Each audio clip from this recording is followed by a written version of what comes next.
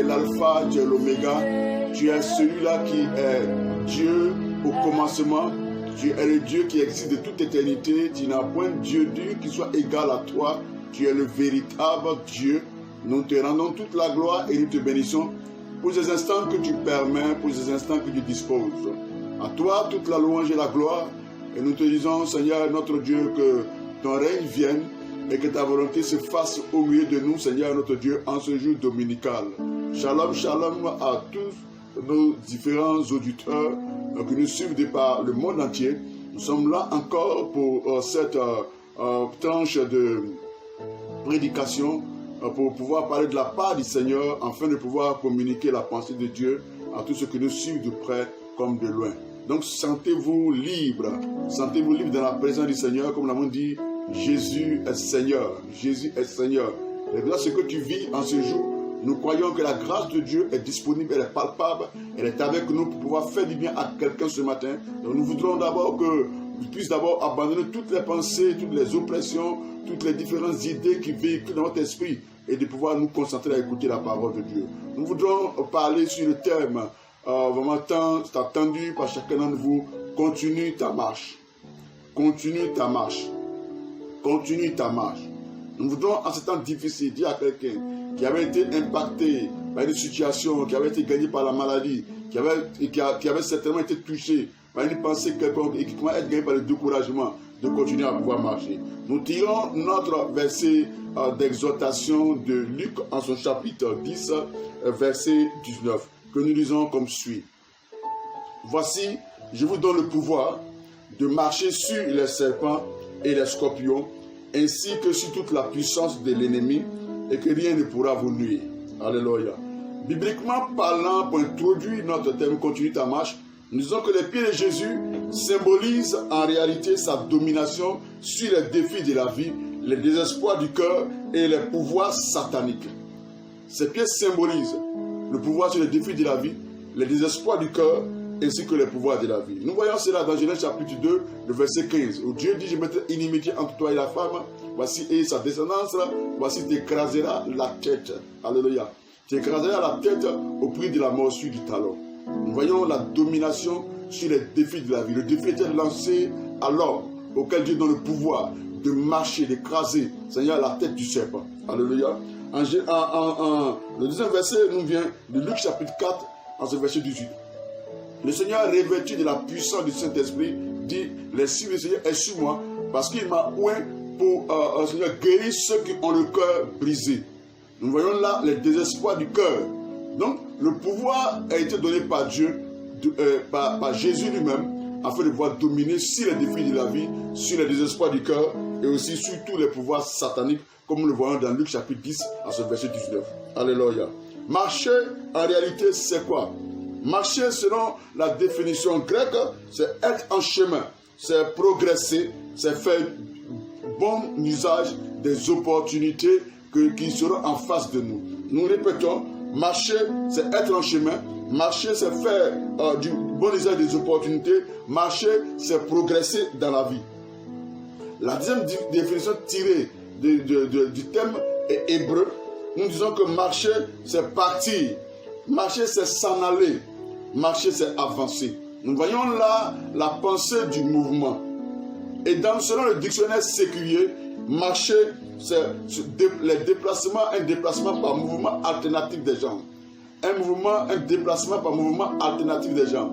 Mais qu'une jambe appelle l'autre de façon alternative, c'est ce qui signifie marcher, avancer, aller en avant, partir, être en chemin. Toutes ces différentes définitions nous aident à comprendre le sens du marcher, de continuer à marcher. Donc si nous avons une position statique, nous ne sommes pas en train de marcher. Si nous sommes assis, nous ne sommes pas en train de marcher. Si nous sommes arrêtés, nous ne sommes pas en train de marcher. Marcher fait allusion à des mouvements. Mais pour pousser encore plus loin, nous voyons que la marche est présente partout dans la Bible. Parce qu'elle était le principal moyen de locomotion. Elle était le principal moyen de déplacement. Voici, dans l'Ancien Orient, en Asie, les hommes marchaient près de 40 à 60 km par jour. Alléluia. Et selon les Écritures, Jésus, ce matin, nous révèle deux pouvoirs opposés. Le pouvoir donné aux disciples, alléluia, de marcher, et le pouvoir donné à l'ennemi de blesser, c'est-à-dire d'arrêter la marche. Alors pourquoi le Seigneur dit, je vous donne le pouvoir de marcher sur les serpents et sur les scorpions. Alléluia. Alléluia. C'est très important pour nous. Je veux dire à quelqu'un ce matin que tu as le pouvoir de marcher. Tu as le pouvoir de marcher. Alléluia.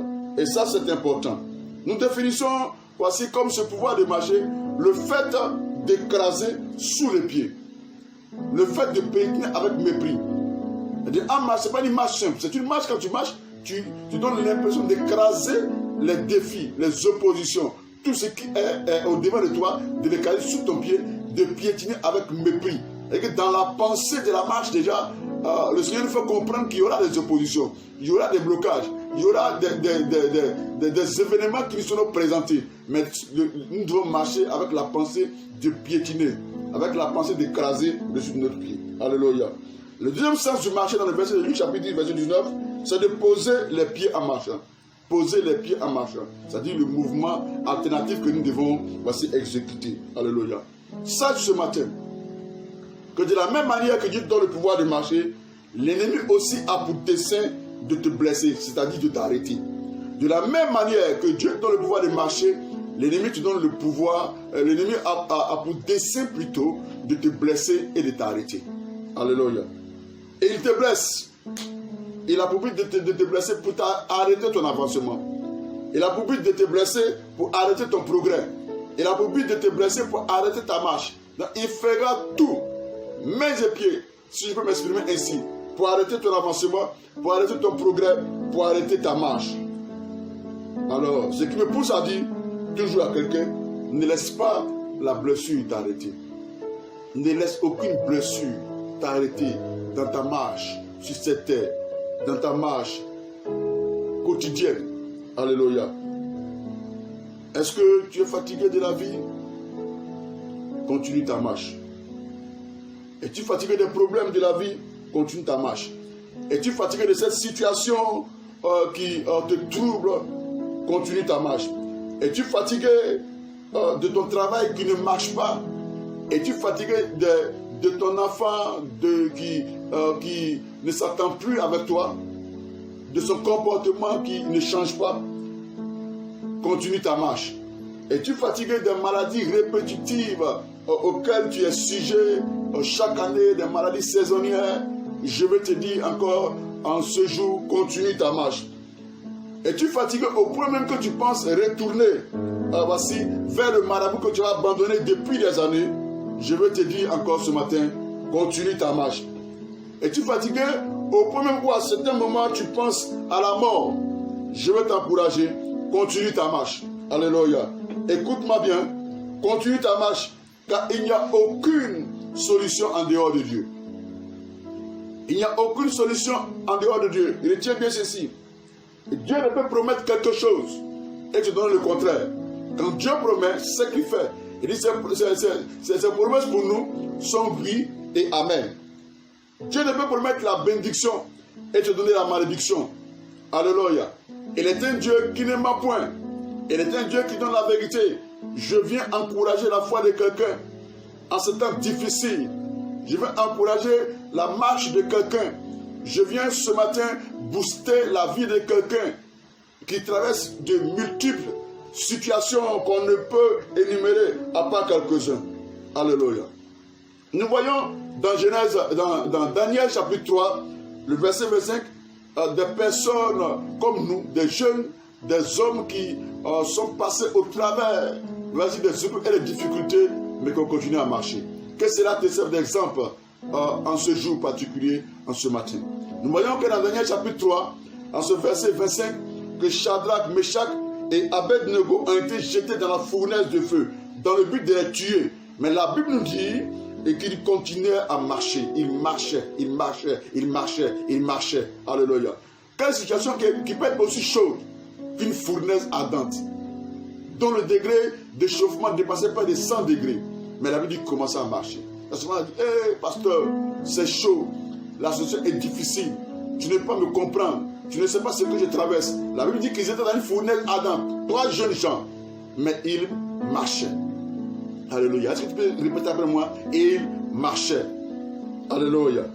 Dans le psaume 23, le verset 4, on nous dit que David était dans la vallée de l'ombre de la mort. Mais la Bible dit aussi qu'il marchait. La vallée de l'ombre de la mort est un lieu de mort. Est un lieu dont on avait la capacité, le pouvoir de sentir l'ombre de la mort, de sentir l'odeur de la mort. Est un lieu où tu sens qu'il n'y a pas de retour en arrière, où tu sens que la mort est imminente. Est un lieu là où tu sens que tout est perdu. Mais la Bible dit que David, l'homme selon le cœur de Dieu, qui était aussi un jeune homme, dans ses difficultés, voyant la mort s'approcher de lui, il continuait de marcher. Alléluia. Notre troisième passage nous dit que dans Jean chapitre 5, alléluia, il s'agissait là d'un homme qui était paralysé pendant 38 ans. Alléluia. Et Jésus lui dit simplement, lève-toi, prends ton lit et marche. Je ne sais pas combien d'années a pris ton oppression, combien d'années a pris tes difficultés, combien d'années tu as traversé dans cette situation qui a tendance même à te décourager, à t'arrêter. Alléluia. Mais simplement, je vais te dire que cette situation ne doit pas être un sujet d'arrêt, un sujet de blocage, un sujet d'obstacle. Jésus dit au paralytique, lève-toi, prends ton lit et marche. Ne t'attends pas souvent à ce que le Seigneur le fasse pour toi. Lorsqu'il a dit à la croix, tout est accompli. En réalité, Jésus avait porté en son corps sur le bois nos douleurs. Alléluia. Les épreuves par lesquelles nous devons passer, Jésus y était passé. Et il nous donne maintenant le pouvoir de marcher. Le pouvoir de marcher. Continue ta marche. Alléluia. N'attends pas qu'il fasse. Sa responsabilité pour moi, pour toi, c'est de nous guérir dans la situation dans laquelle nous sommes. Notre responsabilité est de nous lever. Notre responsabilité est de t'élever. Ta responsabilité est de t'élever et de commencer, de continuer à marcher. Je vais ce matin parler de quelque chose au travers de ce thème. La deuxième pensée que le Seigneur m'a mis sur ce thème, continuer à marcher. Sache que l'une des stratégies du diable pour arrêter la marche de quiconque, pour arrêter la marche de plusieurs, c'est la moquerie. Je me suis senti donc obligé, pendant que je traitais ce message, alléluia, de parler à quelqu'un dont les autres se moquent, de parler à quelqu'un qui est sujet à la moquerie quotidienne. Jésus y est passé. C'est pour ça que la Bible dit dans Marc chapitre 10, le verset 34, qu'ils se moqueront de lui. Et 3 jours après, il ressuscitera. Ils se moqueront de lui. Et 3 jours après, il ressuscitera. Alléluia. Si Jésus y a été objet, c'est que aussi je sais que ta situation n'est pas anodine. Elle est un moment, elle est un lieu, elle est un point de contact pour que le Seigneur puisse faire quelque chose de particulier dans ta vie, se glorifier dans ta vie. Sache ce matin que tu n'es pas seul. Tous ceux qui ont marché avec Jésus, avec Dieu, ont été confrontés à la moquerie. Mais ils l'ont surmonté et s'en ont sorti. Des géants de leur génération. Continue donc ta marche. Tu n'es pas seul. On se moquait de Joseph pour ses rêves. Un jeune homme auquel Dieu s'était révélé quant à sa destinée prophétique. Je ne sais pas, quand tu parles de tes projets, quand tu parles de ta destinée, quand tu parles de ton avenir, ça peut être des membres de ta famille, ça peut être des collègues, ça peut être des jaloux, mais tu es sujet à la moquerie au point même que tu ne peux plus parler encore de ce que tu veux faire. Laisse-moi te dire, continue ta marche. Dieu est dedans. Dieu est avec toi. On se moquait d'Anne. Alors qu'elle était stérile, la vie que le Seigneur avait rendue stérile, certaines situations de la vie amèneront plusieurs à se moquer de nous. Mais Dieu qui a fait le sein ne empêcherait-il à la femme d'accoucher si tu avais une situation pareille? En ce jour, sache que le Seigneur a un plan de fécondité pour toi. Je déclare ce matin, par la prière de la foi, sois féconde, sois féconde, sois féconde, sois féconde. Que le Saint-Esprit, en cet instant, pendant que je suis en train de parler, touche les entrailles d'une femme qui passe par ce moment de stérilité et qui est sujet à la moquerie. Alléluia. Goliath s'est moqué, troisièmement, de David à cause de sa jeunesse, de son jeune âge et de son manque d'expérience. Mais nous savons la fin. Alléluia. David a vaincu Goliath, qui était un géant. Alléluia. Élisée a été moqué à cause de sa calvitie. Aujourd'hui, nous avons tendance pour des jeunes gens, pour des hommes à se moquer. Mais la Bible ne dit-elle pas que nous sommes créés à l'image de Dieu, Se moquer est un péché. Nous voyons la suite ou la fin de ces jeunes gens qui se sont moqués de la calvitie, voici du serviteur de Dieu. Alléluia. Refusons la moquerie. Elle est une malédiction. Refusons la moquerie. Le retour peut être dangereux. Refusons la moquerie par des mêmes personnes dont nous nous moquons. Demain, le Seigneur est toujours prêt pour élever ces personnes. Continue ta marche sur ce sujet là. Lorsque Néhémie reconstruisait le mur de Jérusalem, la Bible dit que Sanballat se moquait de lui. Ce n'est pas facile d'être chrétien. À certains moments, les gens te diront, voici, tu n'as pas dit que tu es chrétien. Depuis que tu es converti, regarde comment ta vie va de mal en pire. Quand tu passes dans le quartier, tu entends certainement derrière toi, les gens disent, voici, il n'est pas dit va à l'église. Voilà le problème qu'il arrive et qu'il s'en sorte. À la croix, les gens me disaient à Jésus, n'as-tu pas dit que tu es le Fils de Dieu? Si tu l'es réellement, voici, descends de ta croix ou fais appel à ton Père qui vient te délivrer ou délivre-toi toi-même et délivre-nous. Alléluia. Quand on fait l'œuvre de Dieu, on se moquera de nous. Jésus même ça a été moqué. On se moquait de Jésus à cause de ses origines. Alléluia. Certainement aujourd'hui, surtout pour nous qui sommes voici nés humains, nous savons qu'il y a une disparité raciale. Il y a ce que souvent nous pouvons appeler voici la disparité voici raciale des hommes. Croire qu'une ethnie est plus que l'autre. Croire que certaines régions sont plus que d'autres. La disparité entre l'Occident, la disparité entre l'Orient. Les gens disent à Jésus quelque chose de bon peut-il venir de Nazareth. Mais nous savons qu'aujourd'hui il est incontournable. Il est le chemin, la vérité et la vie. Il est la principale des langues, sans laquelle tous ceux qui construiront ne pourront vraiment véritablement bâtir. Alléluia. J'ai un message pour toi ce matin. Si tel est ton cas, continue ta marche. Laisse-les continuer à parler, mais toi, continue ta marche. Le message que j'ai pour toi, laisse-les continuer à parler, mais toi, continue ta marche. Ça veut dire, ils se moqueront de Jésus, mais le troisième jour, il est ressuscité. Ne fais pas attention aux moqueries. Laisse-les parler, mais toi, continue ta marche, continue ta marche. J'insiste, dans peu de temps, ces mêmes moqueurs deviendront tes admirateurs. Alléluia. Dans peu de temps, ces moqueurs deviendront tes admirateurs.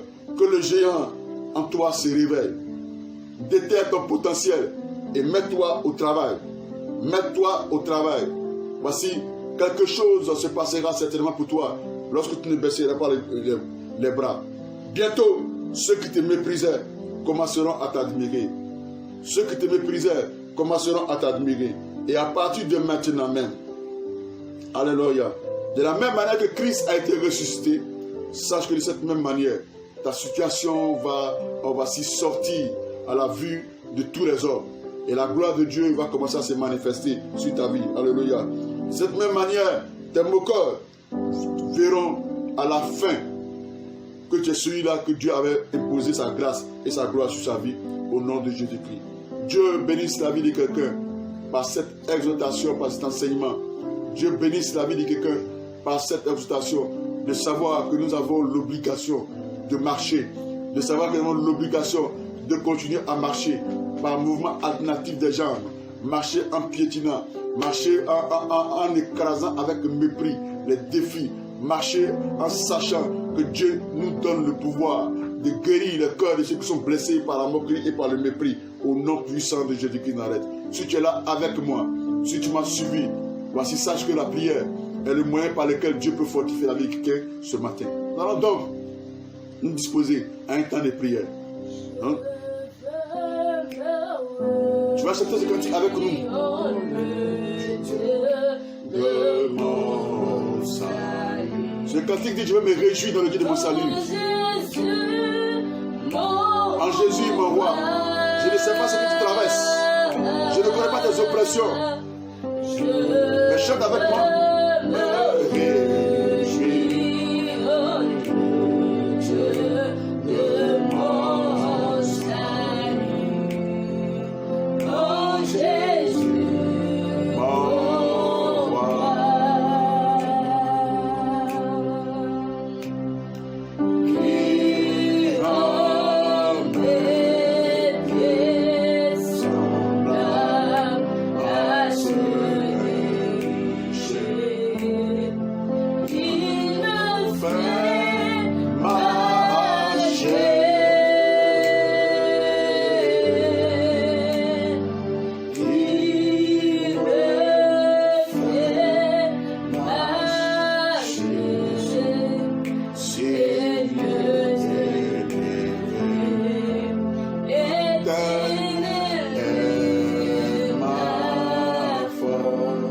vas prier avec moi ce matin. Au nom de Jésus-Christ de Nazareth. Au nom de Jésus de Nazareth. Critique destructive. Critique destructive. Insulte. Insulte. Fausse accusation. Fausse accusation. Fausse accusation. Fausse accusation. Je me lève au-dessus de vous. Je me lève au-dessus. Aujourd'hui, et je déclare. Aujourd'hui, je déclare. Vous n'allez plus me faire pleurer. Vous n'allez plus me faire pleurer. Vous n'allez plus m'arrêter. J'avance. J'avance. Et je continue la marche. Continue la marche. Au nom de Jésus-Christ de Nazareth. Trahison. Trahison. Trahison. Trahison. Mauvaise conduite. De duplicité. Hypocrisie. Complot contre moi. Vous n'allez plus m'abattre. Vous n'allez plus me surprendre. Vous n'allez plus me bouleverser. J'avance. J'avance. J'avance. Et je continue la marche. Au nom de Jésus-Christ de Nazareth. Je me lève ce matin. Au-dessus de cette personne. Contre qui j'ai gardé la rancœur. Contre qui j'ai gardé l'amertume. Aujourd'hui, je me libère de cette rancune.